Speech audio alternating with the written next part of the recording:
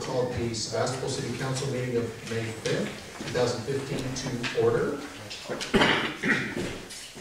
I'd like to remind everybody to please either silence or power off your electronic devices so that we're not disturbed. Please note the council is in complete attendance with the exception of Councilmember Jacob, who, as I understand, may be joining us in a little while. He was running late from work. We will now have the salute to the flag.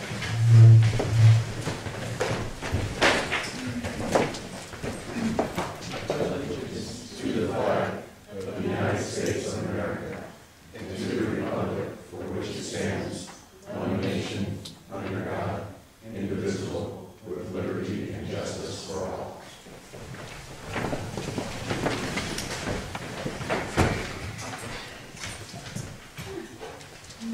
It has been our custom over the last couple of meetings. We have a few proclamations and presentations. So we'll start with one that I brought to the council. I thought that this was something that would be appropriate for Sebastopol. We're noted for this very thing in a lot of different ways. So this is the proclamation of the City Council of the City of Sebastopol proclaiming May 2015 as California Building Safety Month. Whereas the safety of buildings is essential to the health, safety, and welfare of communities throughout the state, and whereas in an ongoing effort to ensure building safety, California Building Safety Month is recognized annually to provide awareness of the highest construction standards available to California communities. And whereas the City of Sebastopol, through its planning, engineering, fire, and building departments, is helping to ensure the public's health, safety, and general welfare by reviewing building construction plans, issuing building permits, and inspecting buildings during and after construction to ensure that they comply with necessary regulations. And whereas it is through this preventative work that the success of keeping Sebastopol structures and humans safe during an emergency is ensured. And whereas the City of Sebastopol appreciates the understanding and cooperation that exists between city staff, city officials, and the people they serve relative to encouraging building safety. And whereas cities and counties across California are joining to promote building safety through observation of California Building Safety Month 2015. Now therefore be it proclaimed that the City Council of the City of Sebastopol hereby declares May 2015 as California Building Safety Month in Sebastopol, and further extends sincere appreciation to our building official, Glenn Schlangblatt, and all building officials for their services they perform and their exemplary dedication to the communities they represent. In witness whereof, I have hereunto set my hand and the seal of the City of Sebastopol this 5th day of May 2015. And I have to say, as a licensed design professional, this city, long before I was even on the Planning Commission, certainly before I was on council, I've always appreciated working in Sebastopol, working with the city staff, working with the building official, and now kind of sitting on this side of the table, I'm even more heartened by the quality of work and the deep knowledge that especially our building official has, but all the fire chief and engineering and planning as well. So, Glenn, if you want to come forward and say a couple of things, we'd appreciate that. Thanks. That wasn't the resolution I wrote. You guys got me on that one. Thank you. I appreciate the recognition. And it's been great because we've been at the forefront for a lot of the building, and a lot of the things that happened in Napa probably won't happen here. We don't have any reinforced masonry buildings. All our new buildings are built to a pretty high standard, plus we've achieved a high level of sustainability. So the goal is up to this month is resilient building in the community, and I think we've been a leader in that. So appreciate recognition. Thank you. And another thing that our building official and building department were able to help the city council achieve is we have the second in the state, but by far the most comprehensive photovoltaic ordinance. And it was certainly in large part to the work that Glenn was able to help us out with. So thank you.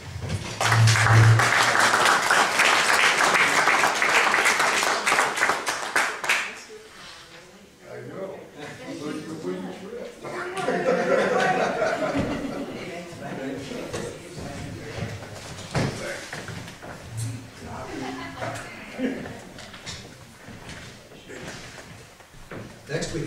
proclamation of the City Council of the City of Sebastopol endorsing the Community Resilience Challenge.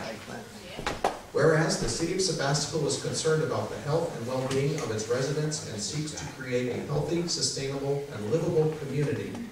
And whereas in 2005, all Sonoma County cities and the county adopted the boldest community greenhouse gas emissions reduction target in the United States, 25% 1990 levels by 2015.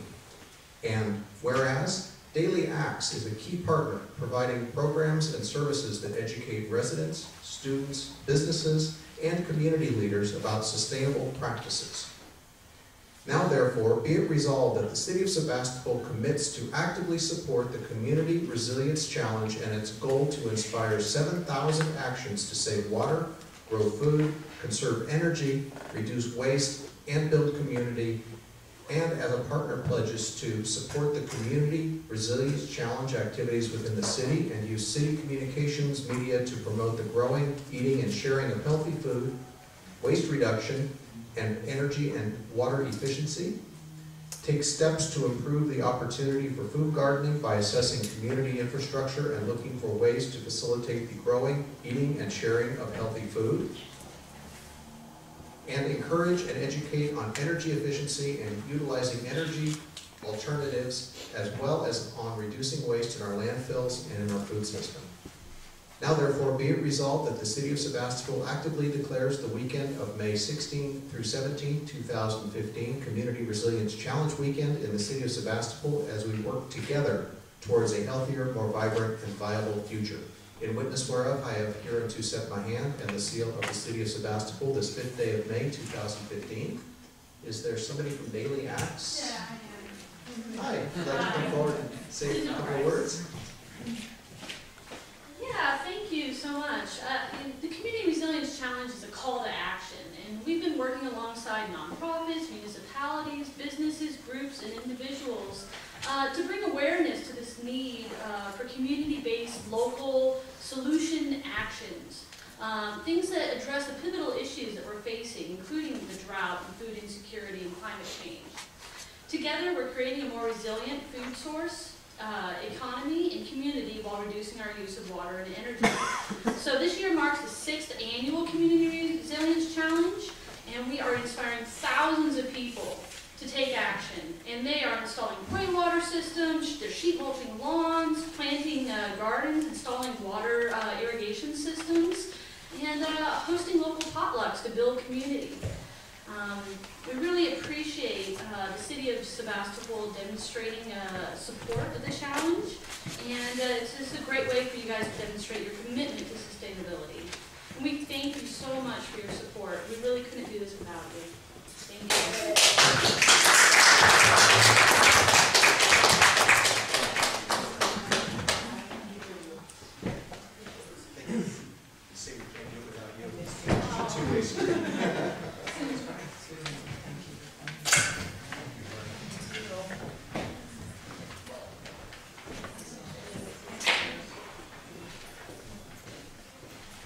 Now we have the proclamation of the City Council of the City of Sebastopol proclaiming May 14, 2015 as Bike to Work Day.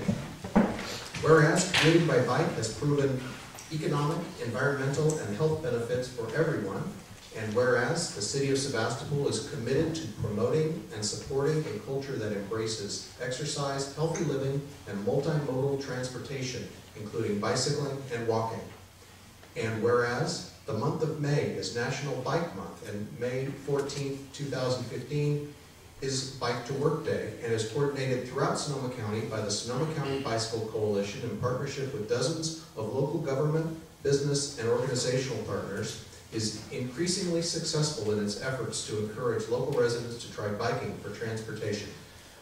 Now therefore, be it resolved that the City Council of the City of Sebastopol does hereby proclaim the City of Sebastopol's support for National Bike Month, and does hereby proclaim Thursday, May 15th as Bike to Work Day in Sebastopol, and encourages all citizens of the City of Sebastopol to participate by trying bike commuting, joining the Team Bike Challenge, and celebrating these events.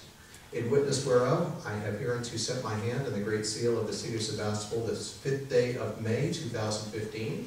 I know that there's a representative from the Sonoma County Bicycle Coalition in the room. If he or anybody else would like to come forward and say a couple of words about Bike to Work Day. Somebody else want to come up? Oh, you, Gary. We can all get an effort. Come on, I've seen you on the bike. Thank you, Mayor Slater, members of the council. It's really great how many years. 1996 is the first time that we did Bike to Work Day, and the world has really changed since then.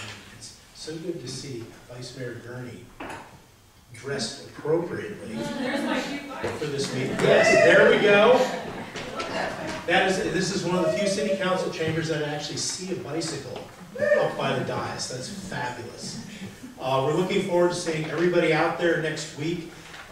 Community Market apparently is really done the smackdown with San Rosa.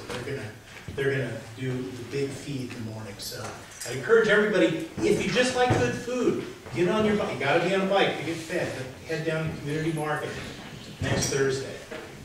There are, as I understand it, well, in past years, I think it's the same thing in town. There are going to be 2 Energizer stations in town.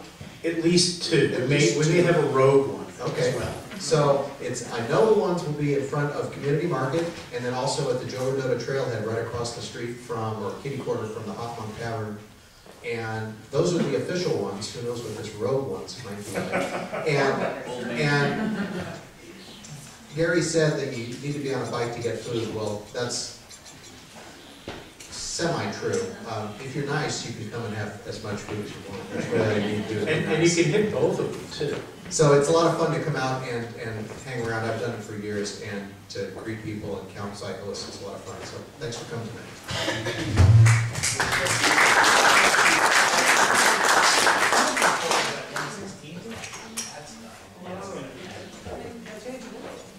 These are the guys that beat Caltrans. We're looking for a bicycle designer and manufacturer. He's not here. We're working on this. Thank you.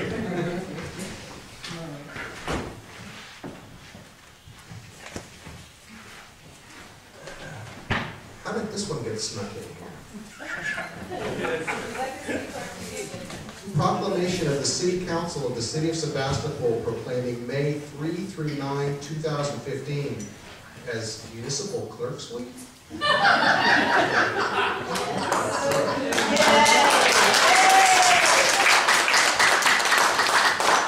is an absolute delight. Whereas the office of the municipal clerk, a time-honored and vital part of local government, exists throughout the world. And whereas the office of the municipal clerk is the oldest among public servants, and whereas the office of the municipal clerk provides the professional link between the citizens, the local governing bodies, and agencies of government at other levels. And whereas municipal clerks have pledged to be ever mindful of their neutrality, impartiality, and rendering equal service to all. And whereas the municipal clerk serves as the information center on functions of local government and community. And whereas municipal clerks continually strive to improve the administration of the affairs of the office of the municipal clerk through the participation in education programs, seminars, workshops, and the annual meeting of their state, provincial, county, and international professional organizations. And whereas the City Council and the City of Sebastopol recognize the significant accomplishments of the office of municipal clerk. Now therefore, I, Patrick Slater, Mayor of the City of Sebastopol, on behalf of the entire City Council, recognize the week of May 3 through May 9, 2015 as Municipal Clerks Week, and further extends appreciation to our own City Clerk, Mary Gurley, and to all municipal clerks for the vital services they perform and their exemplary dedication to the communities they represent. And this is more than well deserved. The work that Mary does is staggering in quantity and quality without much support staff. So I know, speaking for the entire council, we could not do our jobs without the help of Mary, and we all really, really appreciate it. So thank you.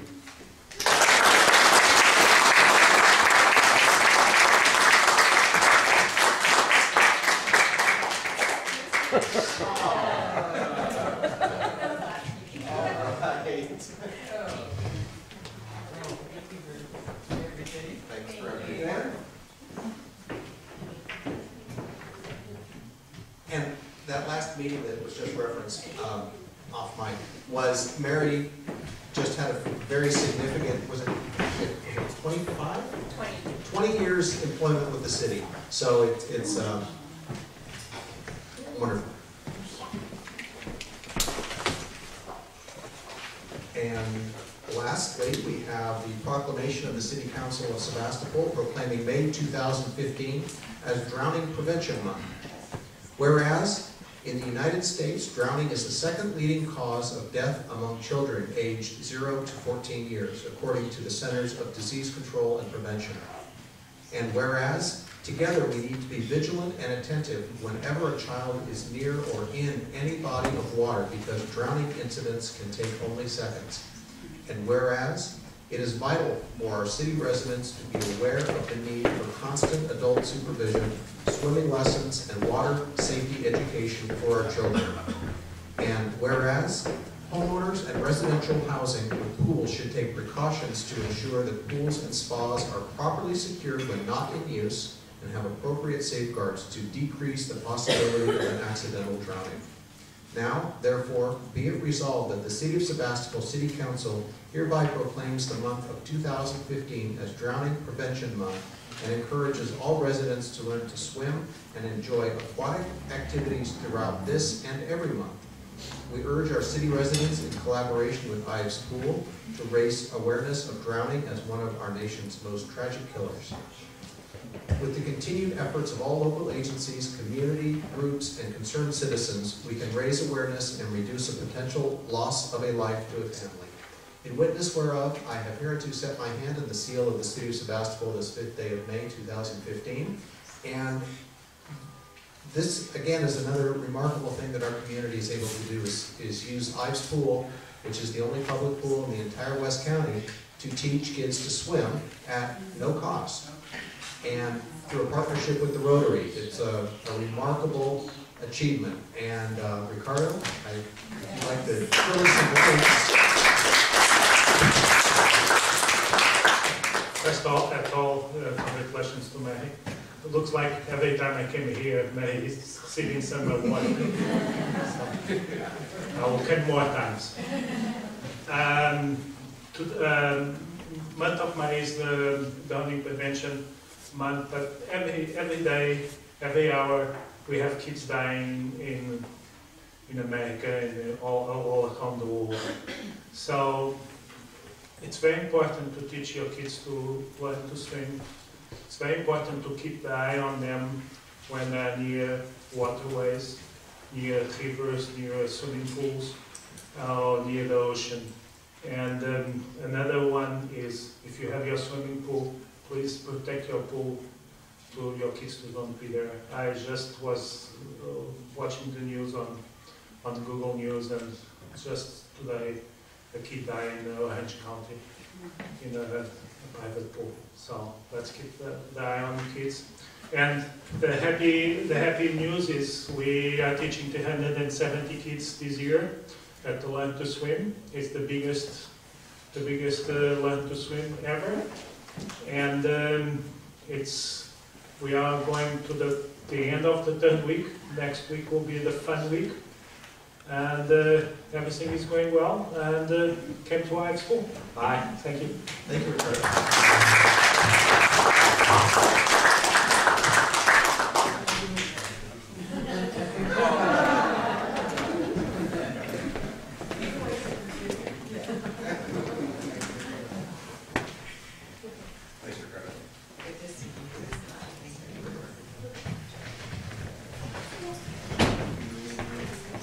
So I realized that I failed to introduce Ricardo. He's the manager at Ives Pool and has been for a number of years.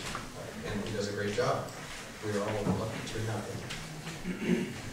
This evening's agenda is a little unusual in that prior to public comment and approval of minutes and the rest of the standard agenda is that we have a request from the county, and this is due to some irregular scheduling where they need to run off to another event following their presentation.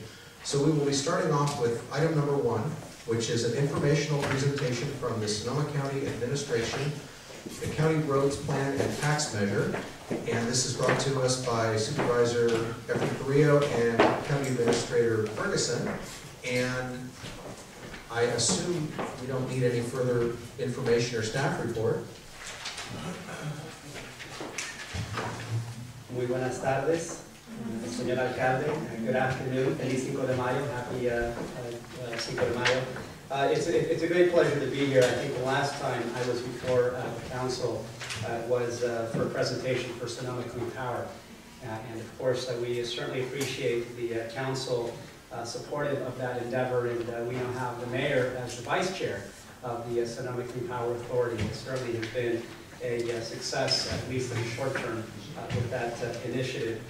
So I am here to speak to the council on an informational basis about the county's road plan, and as well as where we've been, where we are, and where we hope to be, as well as include information around the June proposition, which is Measure A. Before I launch off on the presentation, we do have a PowerPoint here that we've made available for folks, and it might be a little difficult to see some of the slides. I don't know if you have another screen, so I'll try and do my best. But before launching, Rebecca, if you can go back to the first slide. Before launching, I actually do want to just make a comment on one of the items you have. I know that on your regular calendar, you have your bicycle and pedestrian plan that you'll be discussing, and I'm happy to announce that today we did submit a press release that we were recognized, or actually granted some funding for the feasibility study of the Sebastopol-Petaluma Trail. Yes.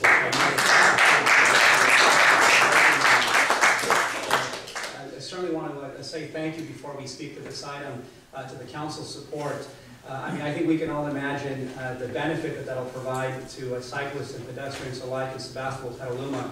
But we can all imagine the opportunity where you can be able to go from downtown Santa Rosa through Sebastopol down to Petaluma on a bicycle path. I mean, I think that's really the long-term vision, and I just wanted to acknowledge the partnership that we have with the town.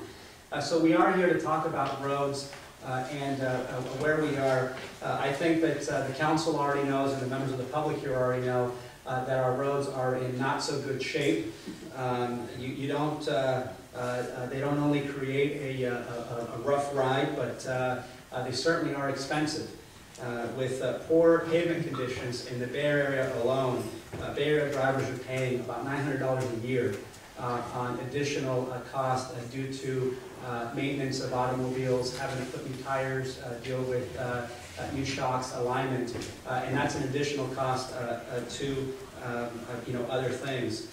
Just to give you a sense of the county's road network, we are responsible for about 1,400 miles of roads, and this is in the unincorporated county, so this does not include any of the miles within our cities here in the county. So effectively, I don't know if anyone's been to North Platte, Nebraska, but if you were to start from Santa Rosa, it looks like Councilmember Eder may have been to North Platte, Nebraska, but effectively from Santa Rosa to North Platte, it is about 1,383 miles.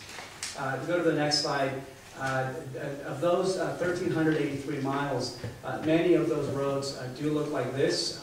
Your guess is as best as mine as to which road this is. It could be Lynch. It could be another West County road. This particular road here is actually Fry Road, which is the connection between Guerneville Road and 116. The average commute for those of us here in Sonoma County is about 25.3 miles. Some folks, that's their commute to work. Others, it's their commute around town.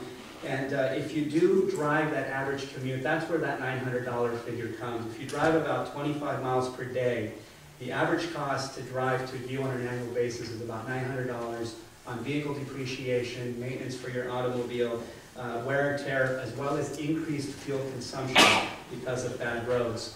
If you go to the next slide here, this is the pavement condition indexes of all the municipalities in the county. As you can see, there are really only two jurisdictions, Sonoma and Windsor, that have good ratings on Pavement Condition Index, or PCI as it is known here in the graph. Unincorporated areas of the county are at a measly 46% or 46 PCI, rather poor and in fact getting worse. The next slide here is very telling, and what it says is two things. One, roads are expensive, but two, that while maintaining them is expensive, just like owning a home or owning an automobile, if you don't do the maintenance up front, it's going to cost you a lot more down the road. So in this case here, if you can see just at that 15-year cycle of the pavement life cycle, there's a significant drop at 15 years, and it takes a shorter amount of time to really get to that steep hill. So for the first 10 years of the life cycle of a road, it's probably the most important time that you can maintain or upkeep that road. So how did we get here? There was once a time when we received most of our money from taxes, from the gas tax, that met our needs for roads and infrastructure. This included, go back if you can, this included corrective maintenance requirement, which was effectively potholing, drainage, vegetation, and pavement preservation, which effectively was doing, responding to new overlays or rebuilding roads. Today's gas tax is about $12.7 million. Nationally, the average gas tax is 48 cents per gallon. In California, it is 64 cents per gallon, but it is decreasing to 58 cents per gallon in July 1st of this year. We do have the second highest combined gas tax in the nation behind Pennsylvania, but since then, if you go to the next slide, a lot has changed. The gas tax is simply not enough for the county and for the cities and other local governments throughout the nation to maintain our infrastructure. We have not seen state nor federal taxes raised in the last 20 years. The cost of improving our roads has gone dramatically up.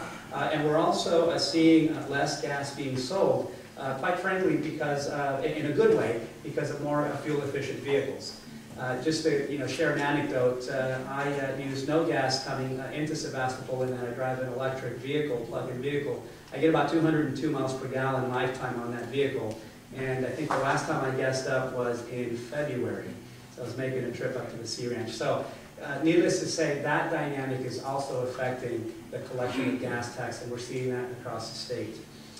Just a sample comparison here. With Sonoma County, we get about $9,000 per road mile compared to Orange County that receives about $145,000 per road mile. They're a much larger county population-wise. They have a less number of mileage in their county, but in essence, that is the dynamic. And even then for Orange County, they don't have enough money to fulfill their infrastructure needs. So if we go to the next slide, the Board of Supervisors has made roads and infrastructure a priority. We have heard from our constituency in the unincorporated areas. I also hear from some of my constituency in the incorporated areas about infrastructure needs. So the board has taken some actions. If you go to the next slide, Rebecca. We have increased local funding. Over the last 4 years, we have committed $40.8 million out of general fund dollars, as well as committing $2 million over the next 2 years for worst local roads. Just to give you a sense of the last 4 years, in 2013, 2014, we committed each one of those years $10.2 million, addressing 65 miles in year 2013, 44 miles in 2014, and we're looking at doing 90 miles in this next 2015-2016 fiscal years. It has paid off. We have seen some improvements, but then again, we still have a significant challenge ahead, which the next graph will show. This is where we actually would like to be. The white line right in the middle of this glass, and I like to think of glass as being half full.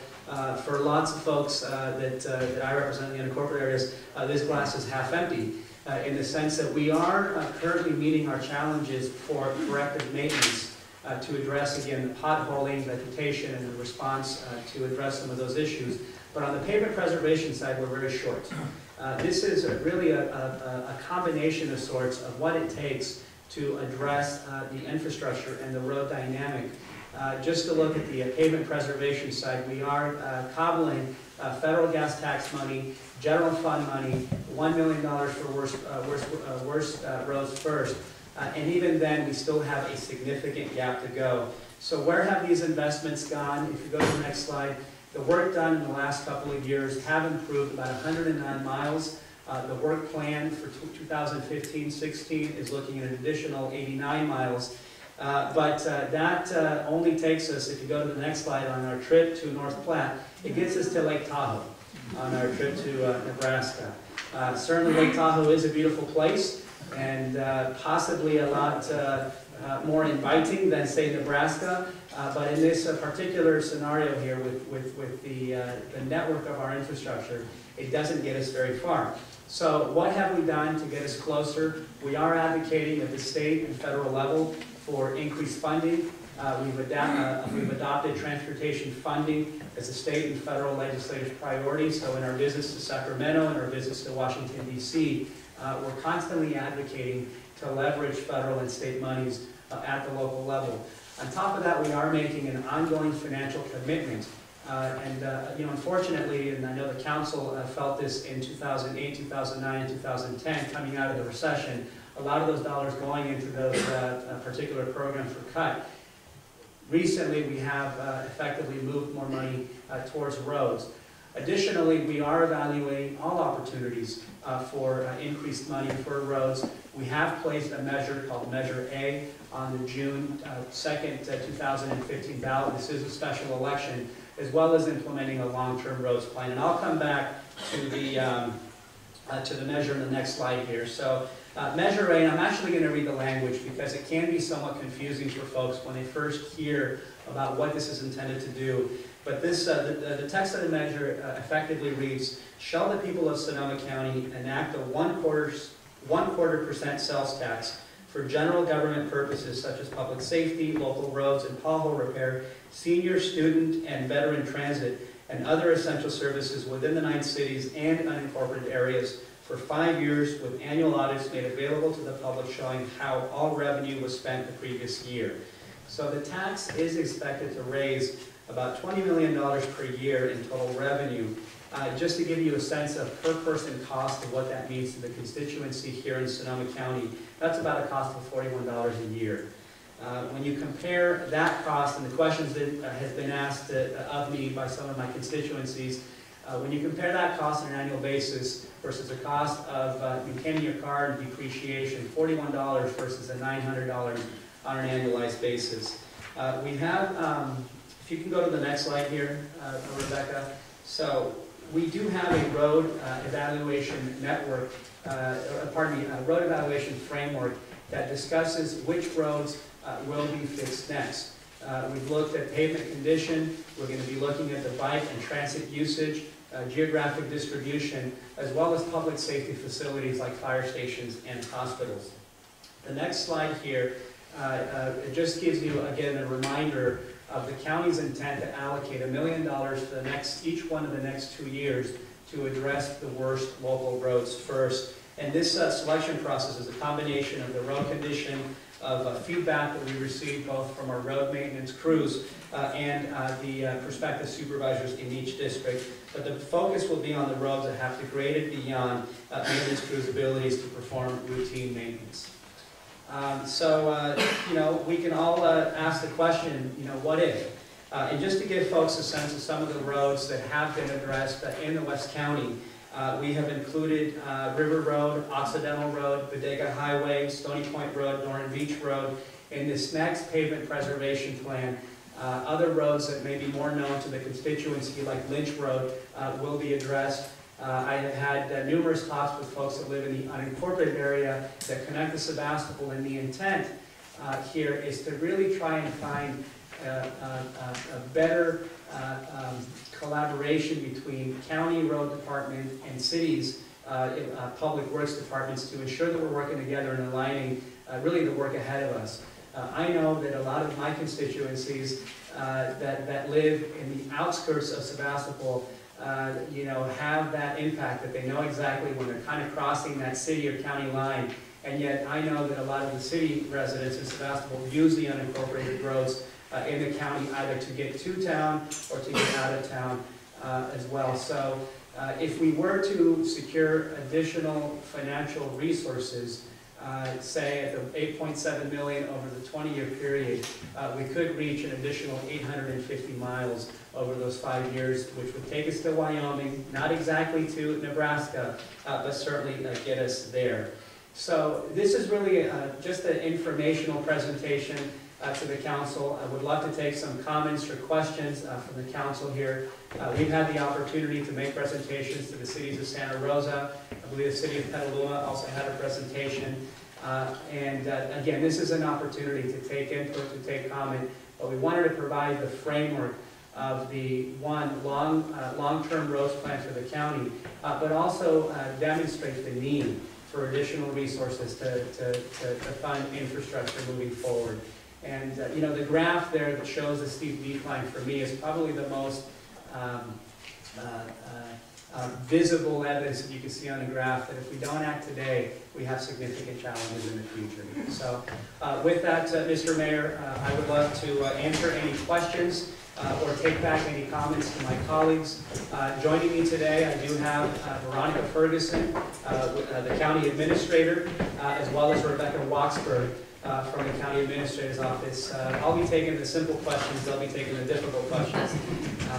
But I really appreciate the opportunity to be put up front here today. All right. So, do any council members have any questions? Councilmember Glass?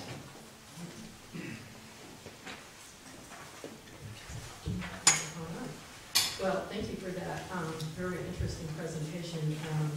It does show how back when I worked for the supervisors, I got calls all the time in the 5th district every day about potholes.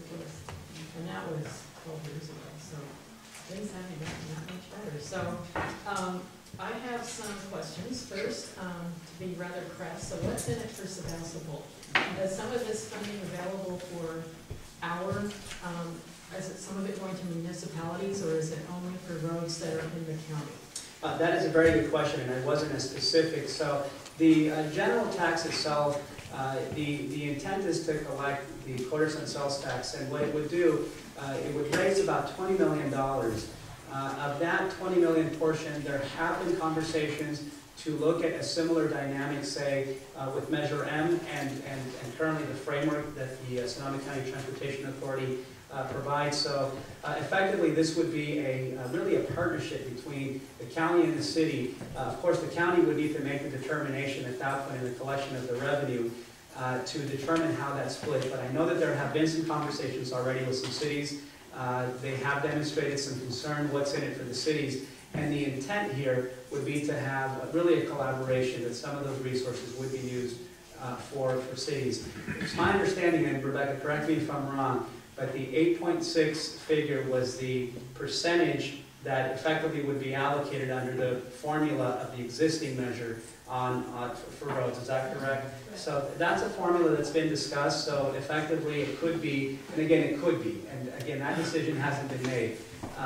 That the county would get about 8.6, 8.8 million, and the rest would be divvied up between the cities. And again, that's the dynamic of the collection of that, is that would be a conversation. But I think the 5-year really sunset and time frame and the annual audit provides an opportunity to ensure the taxpayers are getting what they paid for.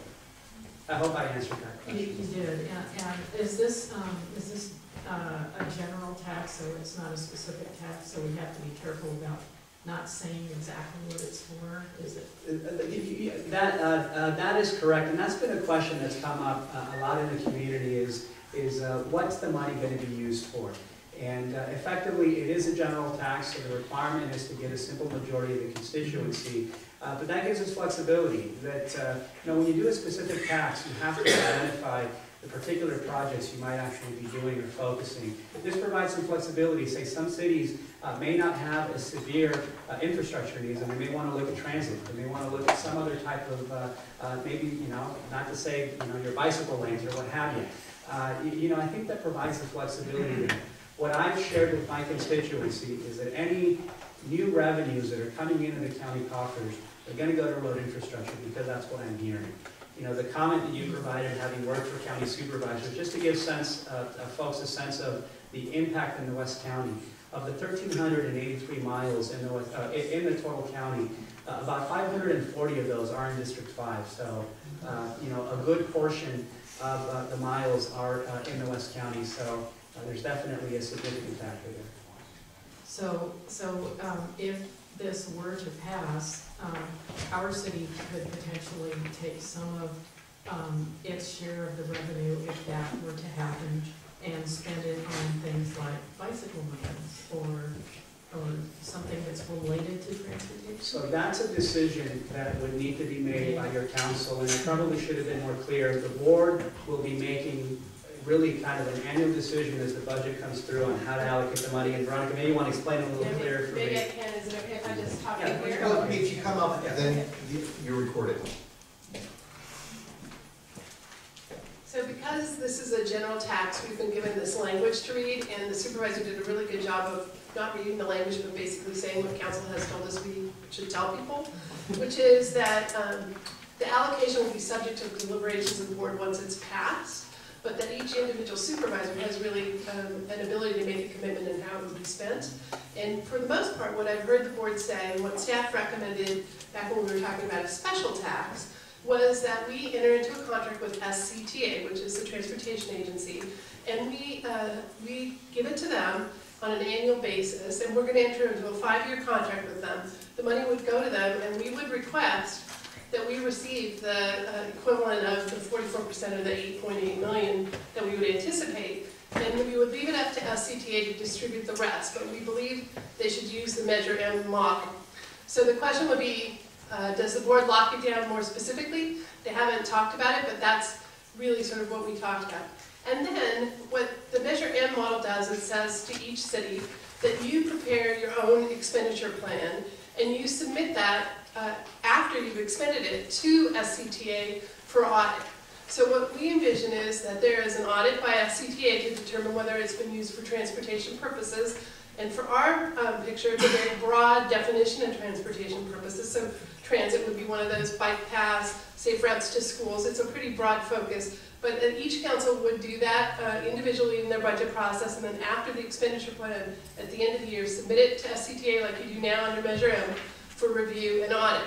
We'd have a second audit, which would be very simple. It would be part of our financing, which just shows how the money comes in and goes out is what we'd anticipate. And then for our purposes, we want to track what we do with the money. So as the supervisor indicated, they've already committed a lot of general fund money for this purpose. We would add this additional resource, and we would develop a plan for that additional dollars on an annualized basis, so there would be a part for people to track in terms of what the county's commitment is. Right. I just have, if I can have the microphone here, one more question, and that is, if it were to pass, when would the money or the funds be available? Boy, that's a good question. Do you know that that answer? answer? Okay, I don't, and I'll be frank. So for it to be passed, we have to enter into an agreement with the State Board of Equalization. That normally takes around 90 to 120 days, and then they set a date for when they begin collections. They distribute the money in arrears, so after the collection is made. So really, we've been looking at the possibility that money could be available the first quarter of next year, and or we might want to budget for the following fiscal year. It really depends on sort of how things progress with the State Board of Equalization, with SCTA, and then whether or not they just want to simply collect the money and then start the new fiscal year with the distribution to all the agencies. So we could see it as soon as a year from now, and or possibly a year and a quarter, so next fiscal year. 16, 17 fiscal year. Okay, thank you. Councilmember Jacob? I have no question. Okay. Okay. Questions? I was surprised at the allocation of the funds, because it seems like the county has such a significantly larger number of road miles to maintain and repair, and cities also have internal funding sources for road maintenance. So I think it's very generous of you, what you're doing. Thank you. Well, I'm frankly surprised that the cities get the lion's share, we get 56% of it, so. Yeah, you know, Council Member Eater, that's a very good point, and I think that the dynamic for us is that when we can get a little more, I think it's good for everybody. And in this particular case, I think it was as best as we could have done in working with our partners at the cities. You know, the comment is well taken. Certainly, more in our case is always better, but in this particular case, I think that it's fair across the board.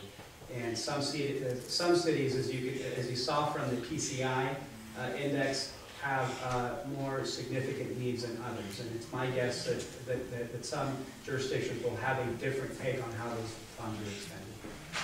And lastly, in terms of the nexus between public safety and Measure A, you mentioned in your comments that part of the items, that some of the items that the funding would go to is hospitals and fire stations. I don't believe that's accurate. That the infrastructure dynamic would be influenced by roads that maybe were in particular corridors that had schools or hospital facilities. So, no, none of the money, at least I can tell you from my perspective, is going to go to those types of facilities. New revenues. The intent around public safety, and I've heard this particularly around the areas of Bluefield, Hessel, and southern Sebastopol, is that there are significant needs there in areas that have a fire station or a particular public safety benefit. I think the graphics that are used with this presentation might be detrimental to your cause, because some people might say, oh, they're going to go buy fire trucks with this money, or look, they're going to give money to hospitals, you know, because of the graphics. The comment is well taken, okay. and the intent was that having bad roads is a potential public safety hazard. And also need to avoid the whole firefighter pension issue, needless to say. Thank you. Well taken, thank you. Vice Mayor Gurney, your question? Okay, I have a couple. So that it's the 56%, Councilmember Eater was just asking about, 56. Is that going to be potentially distributed to cities based on percentage of road miles or population? You know, I don't know the answer to that, Veronica, so you can come right back up. We in our small cities like to make sure that we're covering ourselves. Well, thank you. Yeah. So the Measure M is done by road miles and population. That's the current formula. And when we started talking about the special tax and asking for expenditure plans, we were recommending to the Board of Supervisors that when they adopted it, that they use the Measure M formula. But since that time, we've been approached by at least the City Council of Santa Rosa wanting to look at something different. And what we've said is, you know, we are sort of targeting to need this 8.8 million ourselves.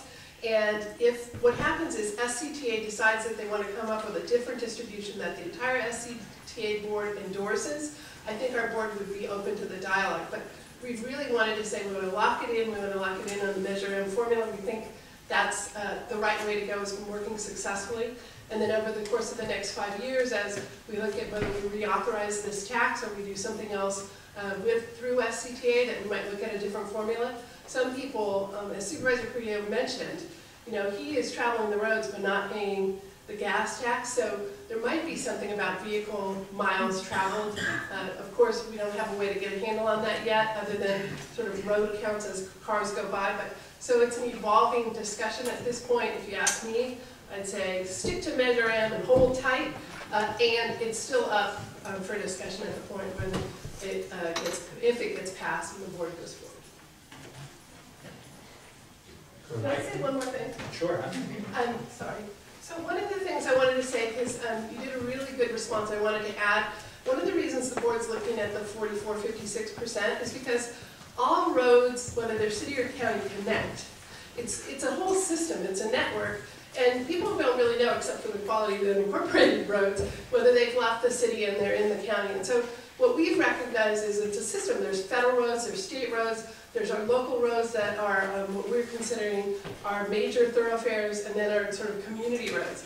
In every case, all those roads have people traveling through cities in the unincorporated areas. So this idea of taking the 44 and 56 is really about recognizing that we have a system that we're working on. We're working on it together. And to the extent that you're successful in the city, we're successful in the county. So that's the basic philosophy I think the board was looking at. There was a graphic, I forget exactly, maybe it was one of the glass half full graphics. Do you know the percentage of cost borne by property taxes for the road maintenance? Oh boy, if I don't know if I know that figure, but it's very low. I mean, you look at property taxes, the majority of property taxes goes to fund education, safety, fire, and I don't know the exact figure, and I don't think. You could argue our general fund, Yeah, but the it's, contribution what is is the amount of property tax that we're allocating. so was it 5? No, it's actually this Is it year, 11. 11.2 in general fund this year for pavement preservation, and we have another 6.2 going to corrective maintenance. I think he's asking for percentage of So the that's collection, about so. 17 what'd you million, say? and our property tax is somewhere in the 400, neighborhood of 200, 198, I think. I'll look We can back. get Well, back. the reason for that question is that a common argument we've all seen in the newspaper is that pedestrians and bicyclists don't pay their fair share. And pedestrians and bicyclists own property, and that percentage of the property tax that actually goes towards road maintenance and road improvements, transportation improvements. I was looking for sort of specific information regarding that particular issue, and to have this tax, how they intertwine. So just to respond, you know, I personally don't subscribe to the comments that pedestrians and cyclists don't pay their fair share. I don't either. And I actually believe they do. Those of us driving fuel-efficient vehicles don't pay our fair share. And I'll be, you know, guilty as charged in that particular case. I hear that comment specifically in the, lower Russian River. You go up to the north coast, and there's always this dynamic between the automobile and the cyclist. And I certainly don't subscribe to that. I think I hear the concern, but we're more than happy to get any particular percentages for the council. We can respond back. I just don't have the specific figures. It's sort of an obscure question. I certainly grant that. It was, but we appreciate it. Probably the better answer is that sales tax is paid not only by our local residents, but also our visitors. And so to a certain extent, property taxes, whether or not we're putting 10% of total property taxes into roads, this concept of allowing everybody that uses our roads to give us some revenue sources is, I think, being welcomed by the board. That's why they're looking at the sales tax as a vehicle. On the economic argument, I think that the reason why I shared that $900 figure on the deferred maintenance and the maintenance of the car and the depreciation of the car and what have you, when you compare that to what the cost will be per person on an annual basis, from an economic perspective, it makes sense. Most cyclists also own cars. Thank you Yes. for the presentation. And at this point, we'll hear from the public on this item. And just remember that this is an informational item. The city council is allowing the county to come and make this presentation to the community. The council will be making no decisions. It's up to each one of us individually to make a decision on this item. That said, public comment. Please state your name for the record. Thank you. Well, Colleen Fernald, and the address is still the same here, but I left the one in Santa Rosa. And kind of funny, because I was downtown the other day and I saw this great big whiny tourist bus come through our little downtown Willoward streets. And I asked myself the question, not knowing this was on your agenda, is the county paying Sebastopol a fair share? Because they're spending boatloads of money to get it to be wine country, Disneyland, winos, tourists, all that money they're spending to bring people here. Those heavy buses, besides the wine industry, the heavy, gravel or grape trucks coming through your city streets. I know people who have those businesses elsewhere pay taxes, but it goes to the county. So this part about how did we get here, that he asked. No, I have a very different answer. And I'm glad that they're all here. But I have to tell you, I'm very uncomfortable to have the presentation given by a two-time unconvicted felon. And I hope for that and all the rest of his crimes, you'll work with me to expose that. Because when I was running for city council in Santa Rosa, I got this person who works for the fire, what is it called? Your, get your benefits and they help you out with the lobby group for the fire people, the labor, the unions. Okay, this guy and this ad. This was the only endorsement I wanted was the unions from fire because it has to do with public safety. And to scare us with all this stuff, with him and all the tactics, the dirty tactics that this man and that union did, and when I was so excited to work with them and answer all the questions, they cheated in that election and did some, they had to pay a fine for their practices. And Mr. Jacob and Mr. Eater, when they wanted to raise taxes here locally, and I said, not so fast, not a half a cent, maybe a quarter, but go ask the federal government to chip in for paving our roads and keeping us safe. Stop the practice of unconstitutional war so the federal government doesn't have to take more taxes out of our pockets, or locally raise the taxes more and more, and then trust them with that money, general fund, willy-nilly? No. Now, what's different about me since the last time I came to see you is a lot, including the fact that I am not, but I am registered with the Republican Party, but I'm calling myself a Republican. I'm an omnipartisan patriot. And I said no new taxes. These two gentlemen lied about saying I was for the tax raise. They put it on a piece of paper on everyone's door. They lied. And they never corrected it. Not a letter to the editor, not buying an ad. They lied about my position on raising taxes. So now I'm a Republican saying no new taxes. Fund your morality. Okay, go get this money from the federal government to keep us safe. Because when I came here all those years ago saying you can't talk about stopping the war because we're just here for fixing the potholes. Now all these years of deferred maintenance I've been telling you, okay, so all of this is on the people that you have elected, so people wake them up, diselect them, and get them removed from office. Thank you. Hello, my name is Janice Gentro. I live on Raco Road. My comment is this, that trucks do the most damage to the road. A semi does 10,000 times more damage than a single occupant vehicle. Now, somehow this has to be addressed. Now, you know these semis are often just coming through the county, delivering to Safeway or whatever. But how can we get some money from those trucking industries or even from the companies that they're serving? And Caltrans has been really negligent in that they're passing off all these costs to us, and trucks are being just used and destroyed.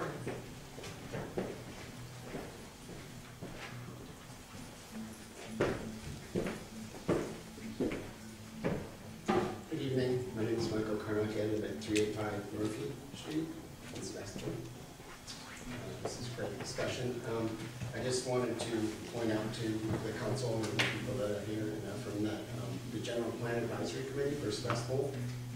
The next meeting is on traffic, and that concerns, I think the topics were pedestrian safety, bike lanes, return to two-way streets, and the bypass.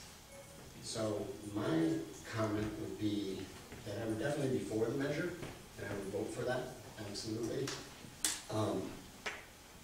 If we could allocate some of that money that comes from Measure A to having the county do the study and paying for the actual plans and the blueprints for that bypass across Lano Road to be put into place, and then go to Caltrans with that. So that way, pedestrian safety, bike lanes, return to two-way streets, we got all those covered with one shot. We would have the plan in place, and then that way, when we own the roads, we could have all of that implemented, and we could make Sebastopol kind of a hip West County place to be. We'll still have one main highway going through town, but we can do what we want with the roads, and we can, you know, become like the hip, cool place to hang out, without all these cars and all the pollution happening. So I thought that that would be something that I would definitely support. Measure 8, Efren, would be to maybe think about that with the incorporating into that some of the funds to pay for a study to see about that bypass going, getting 116 out of Sebastopol. And then the only other comment I have with regard to this is I think, Efren, you could probably pay a voluntary gas tax. I don't think anybody would complain. You know what I mean? You're feeling pretty bad about not paying the taxes, so that's it. Thank you. Thank you.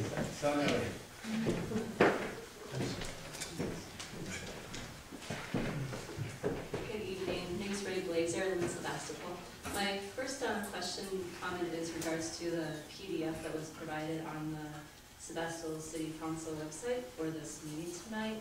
And it had like the different areas of the county and the little roads differentiated to what would be covered over the next 5 years. And there's also a public poll at the bottom of that PDF, and it expressed how there was like a minimal difference of opinion between a 0.5-cent raise and a 4-cent raise. That was like 61 to 63%, if you can clarify that. Or, so with that comment, curious why we're only going to Wyoming and not to Nebraska with this Measure A. Okay, we'll take the question and get the answer for it.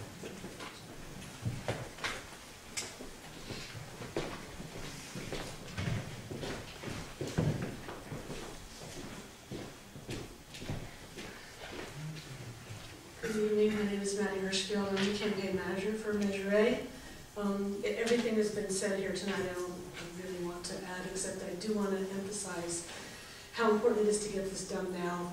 And every year that we wait, the cost goes up 5 to 10 times. So it's not a matter of pay it now or pay it later. It's pay it now or pay a lot more later. So while this is informational tonight, though, we would love to have the support of the council if you see fit to do that at some future date. We've got Santa Rosa and Petaluma on board already, so it would be really great to have you on board. And I just want to say, I always thought that Sebastopol was the hip cool place to be. Just saying, just saying. Thank you. Thank you, Maddie.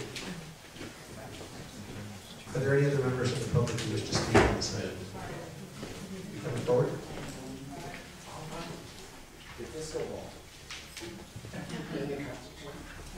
We're the only one in the county.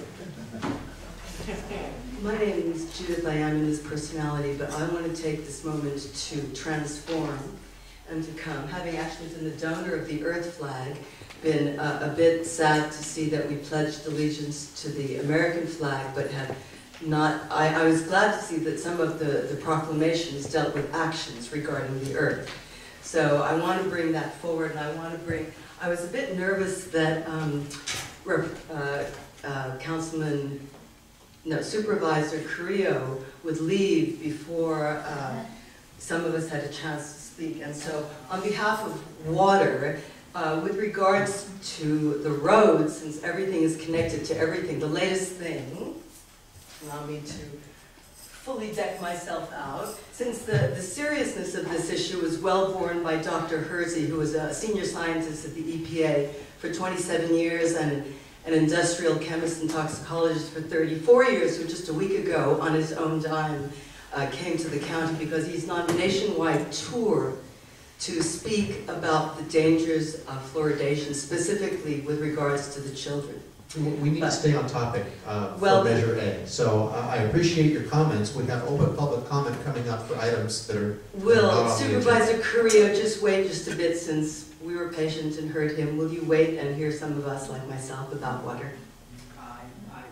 Judith, unfortunately, I do have to be at the Royal Institute of Iowa. But we know that you've come out as being pro-fluoride, and your constituency needs to be heard. So I asked for some time when many of us can show you. This is an item that is on for Measure A, so I appreciate your passion. I understand that. Okay, it was just a rare opportunity to be heard in the midst of his constituency. Thank you. I took it. Thank you all. Thank you.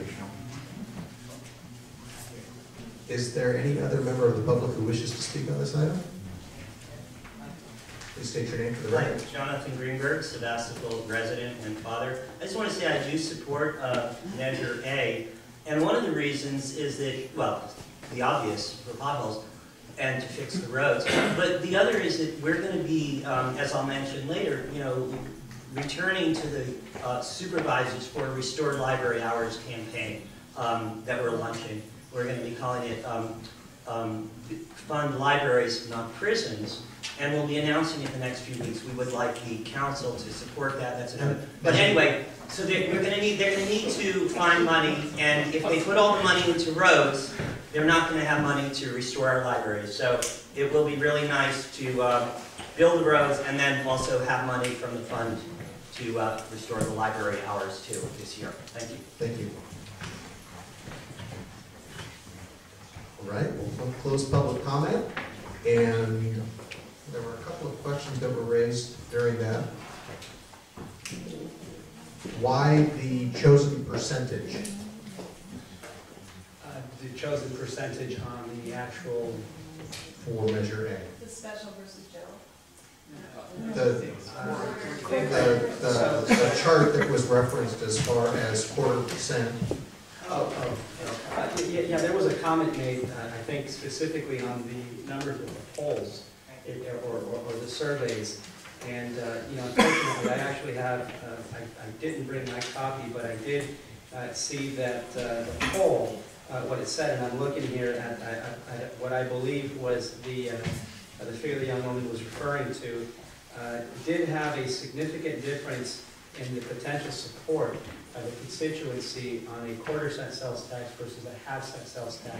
And generally speaking, on most of the measures, the lesser the number and the shorter the time frame, the increase in potential support. And I think that's what, you know, it's pretty common that you see that in these measures, that the shorter the time frame again, and you know, you look at Petaluma's recent attempt. I think they had a full cent, and that didn't go very far down in South County.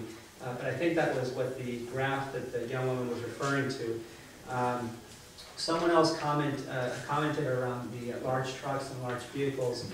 You know, we do have a particular franchise and collection of fees that do come from the gravel trucks. We do collect a certain percentage from the larger gravel trucks here in the county based on tonnage that they transport, as well as from the garbage companies. We collect a franchise fee from them that we do use for roads.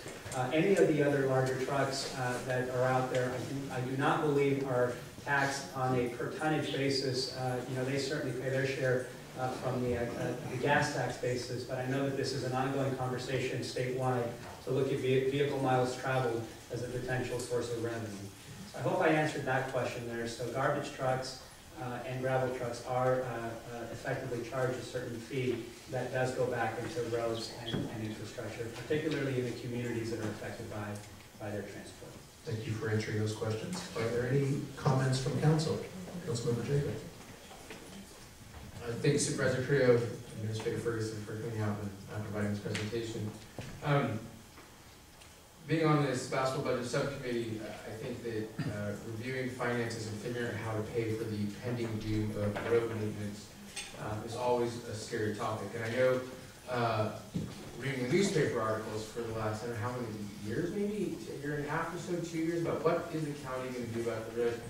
And I can't say that I haven't cursed at you a couple times down here, thinking about how horrible Todd Road was, but you guys fixed that this year. And Lynch Road's just as bad, and Pleasant Hill, I mean, you know Pleasant Hill. Absolutely, and those are on the list.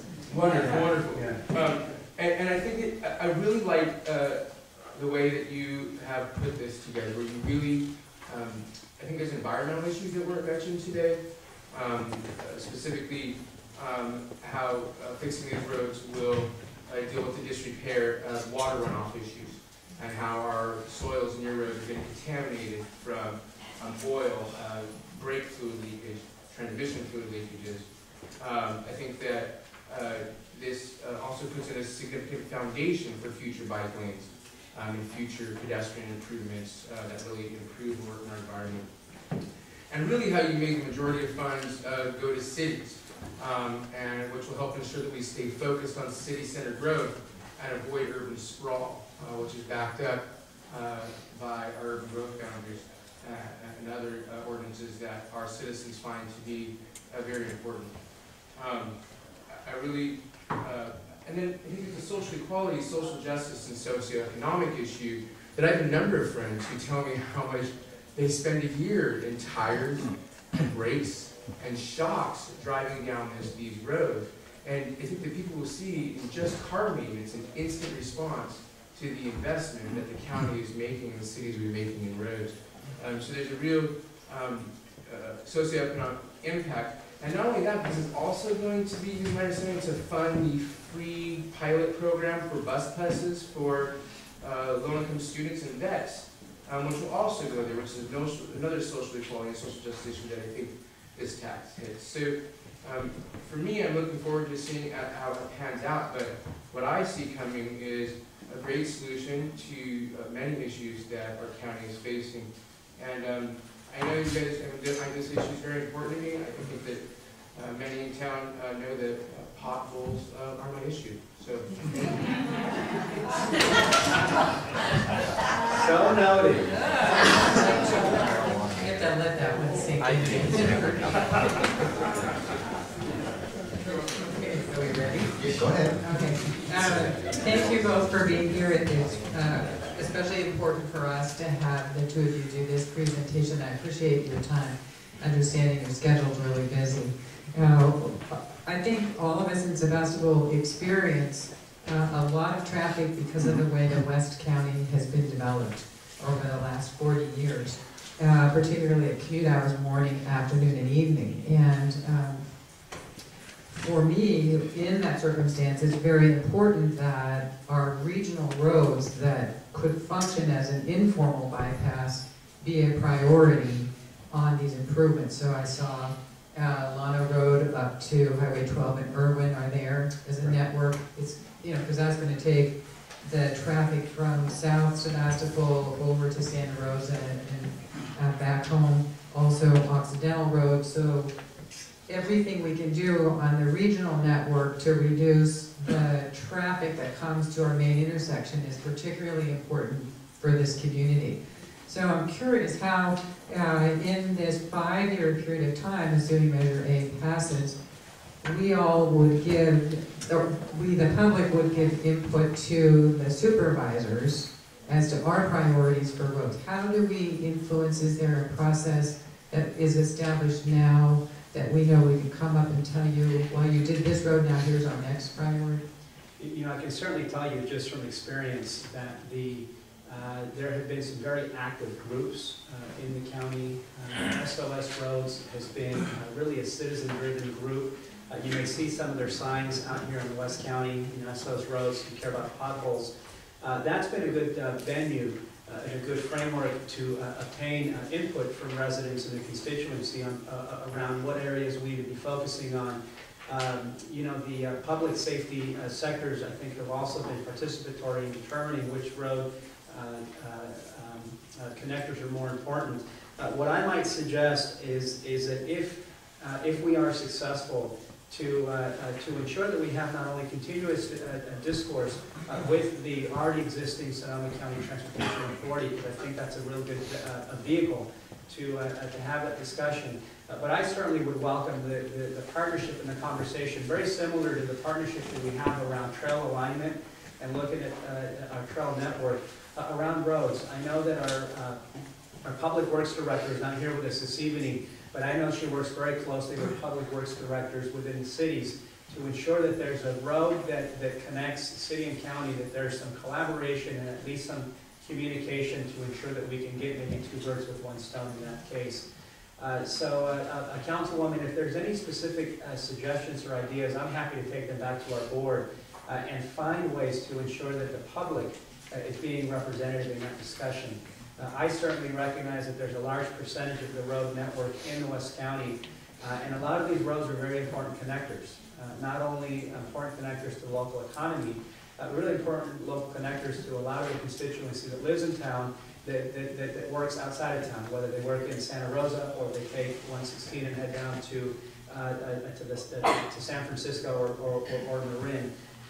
So I don't think I answered specifically what you were looking for, but I certainly would welcome the ongoing discussion because I think it's going to be important for the constituency, particularly in a short time frame. If you're looking at this 5-year nexus, the constituency is going to want to know that we used those dollars as best we could and that we were collaborating to ensure that we had at least our plans aligned. Can you just tell them a little bit about what we do in terms of the recommendation of the board and board hoping to hear you? Sure. So you know, we will have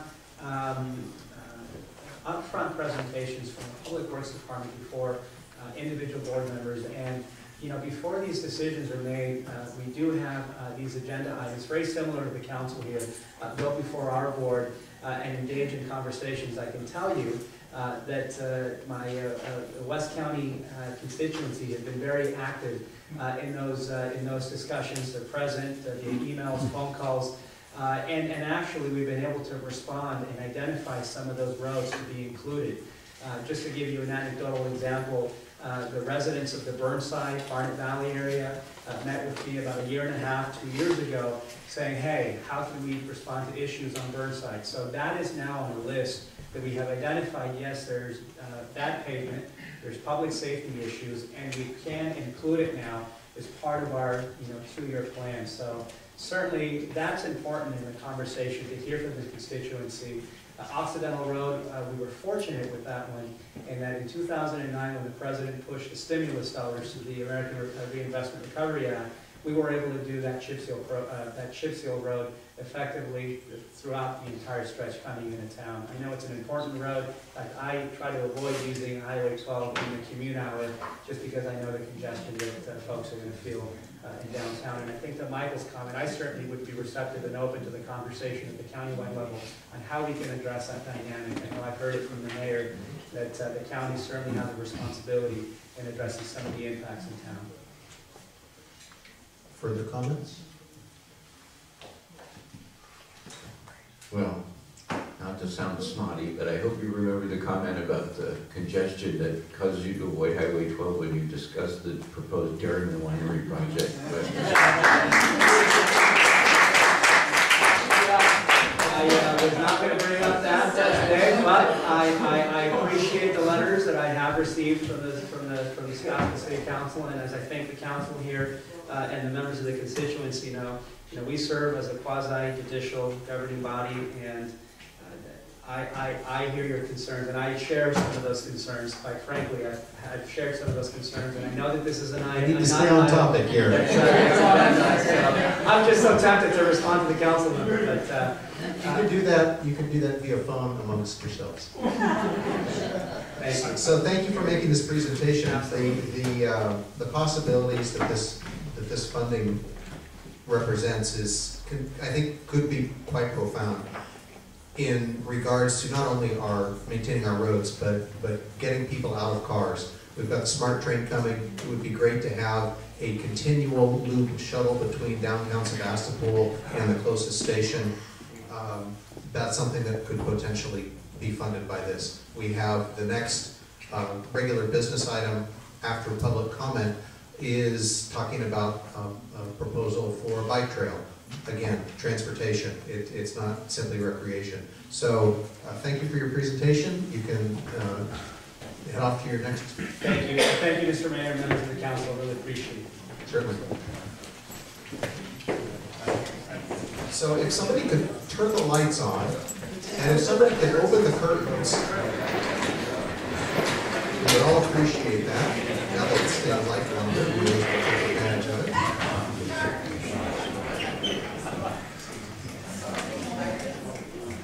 So now we will have public comment, and because of the sort of strangeness of our agenda, I know there are a lot of folks in the room for the regular business calendar. So we will limit public comment at this time to 20 minutes, and then we will pick up public comment at the end of the regular calendar. So we'll just dive right in. If you have an item that is not on tonight's agenda and you'd like to address the council or the community, please come forward. There'll be a 3-minute time limit, and if you can state your name for the record, we would appreciate it. Thank you. Hi, again, Colleen Fernald, and cheers, Mary. Excuse me, City Clerk, congratulations on your month of recognition. She deserves it. And even if I agree or disagree with you, I believe in democracy, and I like to see the hat moved in the mayor's position. So congratulations, Mayor. And yes, I've been absent because it's painful to be here for a lot of reasons. Mary, I needed you to call me back because things that we had talked about were urgent, and there was new evidence that needed to be collected. There's a lot of issues I'd like to be talking to you about, but the things that have terrorized me continue to be a problem. And when the challenges that I make to the sources of this terror, like the criminal former chief of police in Santa Rosa, who then got to be a city council member, and the criminal chief of police in Santa Rosa currently didn't get to have outside oversight of that police department by installing a new one. So the dirt gets to me remain uncovered, which is why when it lands in my backyard or my front door, I need help. So we have to establish new protocols for people like me who have a problem with the way your police forces handle just a lot of things in my life that ended up with the death of my daughter. So we need some intervention in a lot of ways.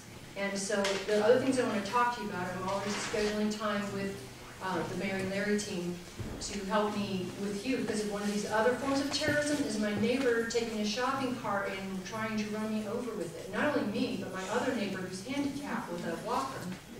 Okay, so when I tried to get that taken care of, they didn't really address it well. So then I tried to take care of it with the property owners of the carts. Then I realized there's a whole other things we have to establish, which is put it on the agenda, please. Just like we worked on the noise ordinance, we need one specifically for this. And I also try to find solutions, like let's get a registration program for the used carts with the police, so people who are homeless and need them to transport their stuff can do so in a way that's not theft. And we put ones that are cosmetically damaged back to you. So those are things I'd rather be talking to you about. But serious harm has come to my life. In the meantime, a few things to just comment on that I didn't finish was he talked about $900 per year per vehicle because of the bad roads that have been deliberately neglected because you didn't listen to me about using your oath of office to stop the money.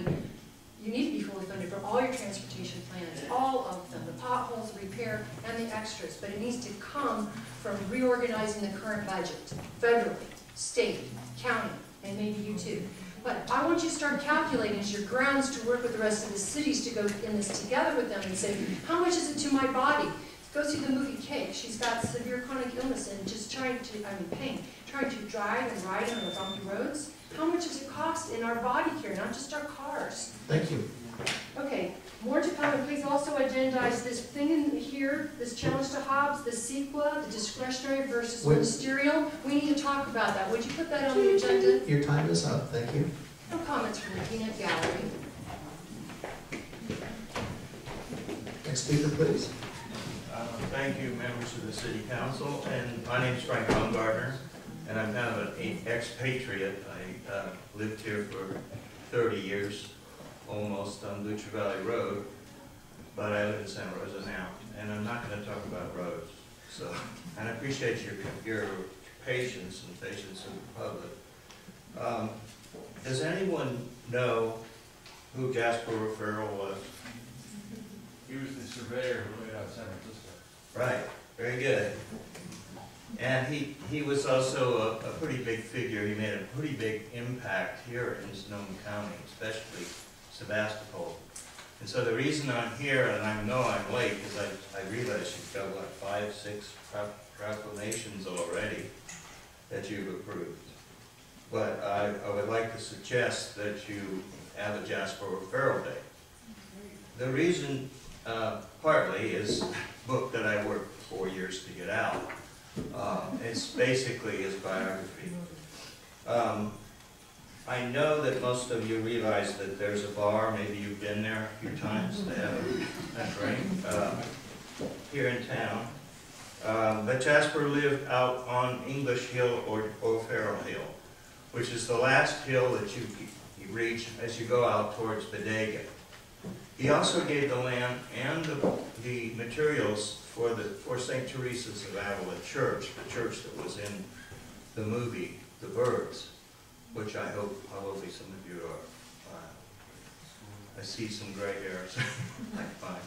So you probably saw that movie, like I did, with Tippi Hedren and company. I don't know the names of the birds.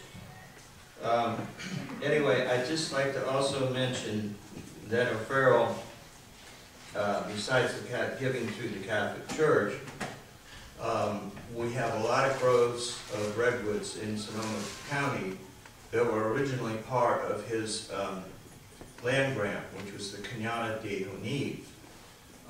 That land grant extended all the way from his house, which was right on that hill, Jonive, well, Jonive Road is today, overlooking Freestone. All that land from there to the city limits of Bodega was his land originally. He spent most of his life fighting for his land and kept keeping land grabbers off of it and trying to preserve his, the stands of redwoods, the timber, and to do environmental protection. So anyway, that's all I have to say, and I appreciate your time very much. Thank you. Buy the book, I'd be happy to give you bookmarks. You can.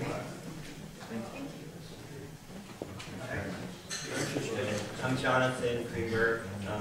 Frank is a great author and a big helper in the library campaigns, by the way.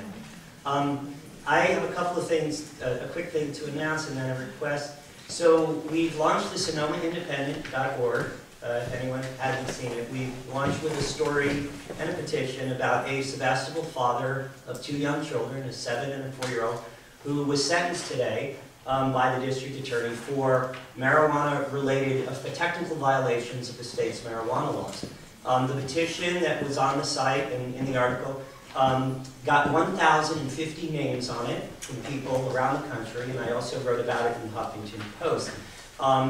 The sentence was 1 year, 6 months for probation, and probation. The DA wanted 5.5 years in jail, as well as the probation department.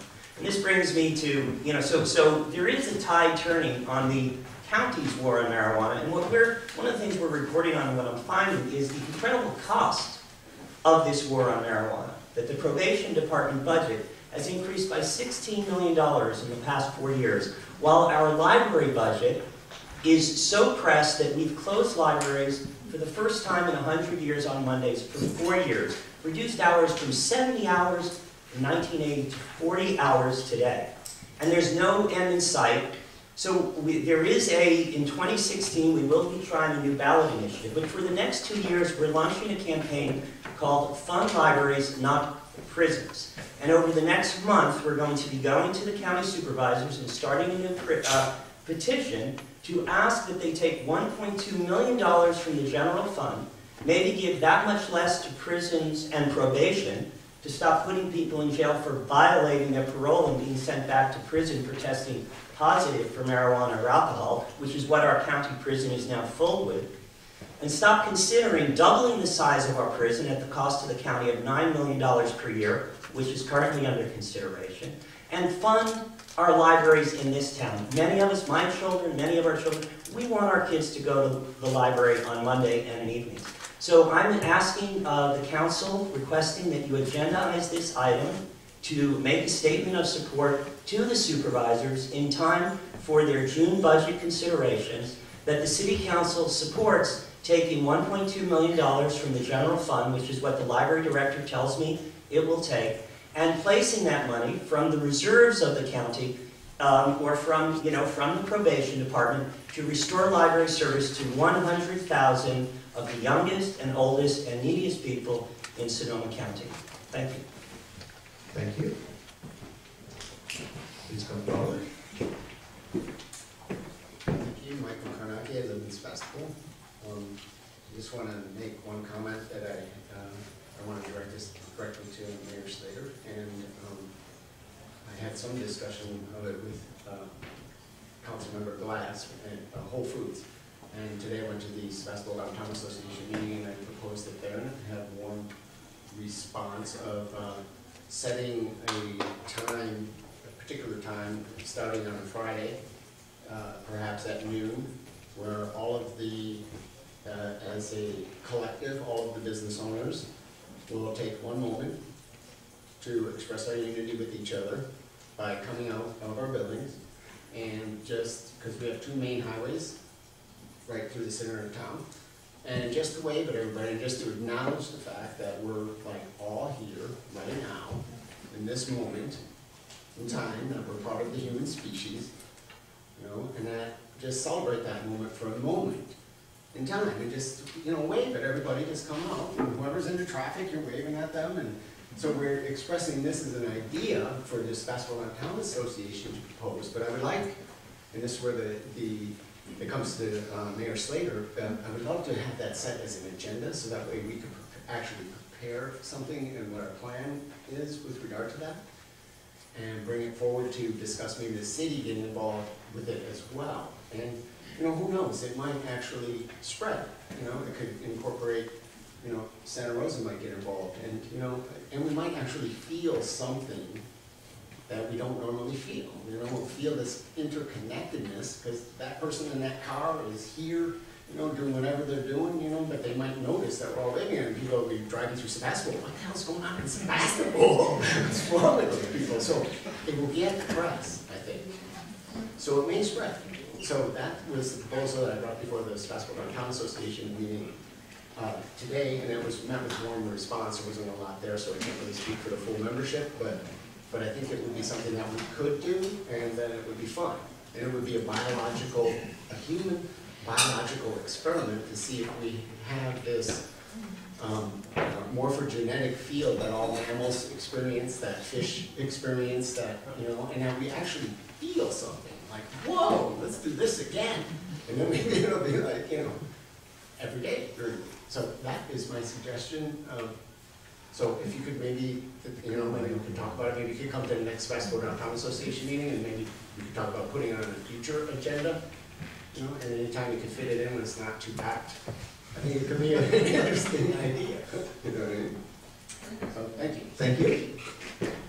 Are there any other members of the public who wish to address the council or the community? Okay, we'll close public comment.